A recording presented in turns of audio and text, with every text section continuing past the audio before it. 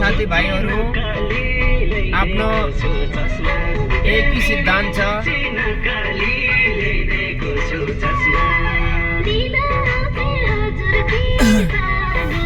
घुम्न गइन्छ अनि त्यसपछि धेरै ठाउँ गइन्छ हैन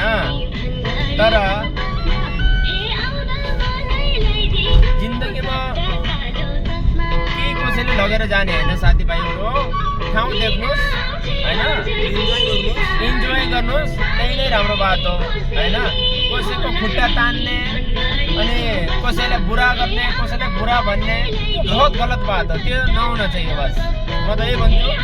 सबको लागि राम्रो सोचौं और ऊपर वालाले पनि राम्रै गर्छ ओके गाइस